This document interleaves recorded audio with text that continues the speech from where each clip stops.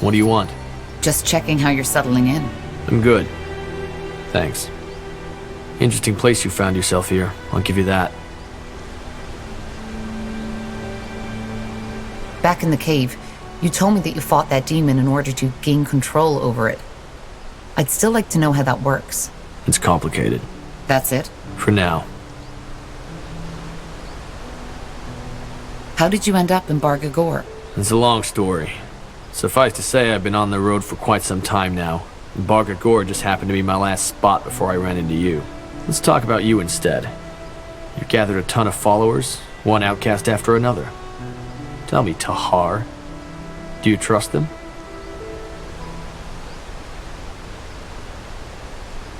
Of course I do. Huh. To be honest, I don't understand how you can do it. You have that look about you, and it's driving me nuts. What do you mean by that? I've observed you on the way back from Bargagor. The way you move, the way you talk. I get why other people follow your lead. I really do. You simply have some kind of strange charisma. It's not visible at first glance, but it's there. You give people hope. I guess that's what it boils down to. You attract outsiders, and you get them to march under your banner.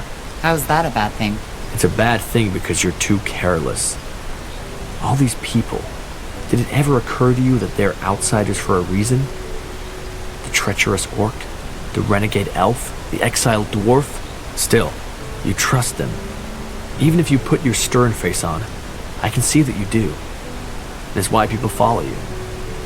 But trust doesn't protect from betrayal. But let's stop this right here, okay? I'm sure you have things to do, and so do I. Huh? So, have you gotten past that I don't trust you thing? I want to know more about you.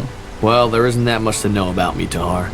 I'm a demonologist from Kalea, and I've been on the road for a couple of years now. That's it. Wait, you're Kalayan? Yeah. And I know I don't have the accent, but that was a lot of training. What made you come to Northander? Long story, and I don't want to talk about it. Anything else, Tahar? If not, let me get back to my grimoire. Can you tell me more about Kalea? What's it like there? It's a pretty general question, Corporal. What are Kalayans like, compared to Nortandians? Huh. Good question. I don't spend that much time socializing, so I don't know if I can give you the answer to that. But all in all, Kalayans are a lot less stiff than you Nort folks. Kalayans like to sing, to dance, and to fuck. They do it a lot, sometimes at the same time. They admire philosophy and magic, and being good in either of those makes you the equivalent of a famous bard here in Greyfell. On the other hand, the people are two-faced. That's a lot better here in Northander.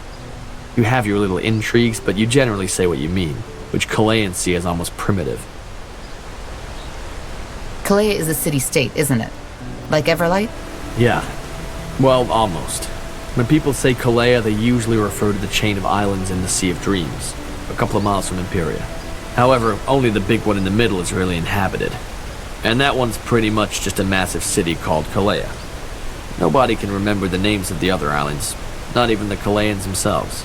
But yeah, it's essentially a city-state. And even though Kalea is small, it's very powerful. You know, spices, sugar, sea jewels, all the kind of stuff a tropical paradise has to offer. Rich as a Kalayan, isn't that how they say? Yeah, though that ignores the fact that there's thousands of Kalayans starving to death in the slums.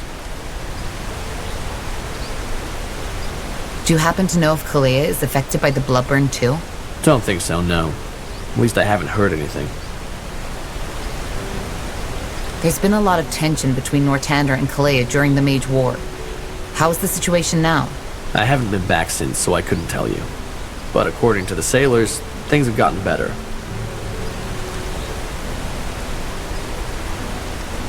Never mind. I'll be going.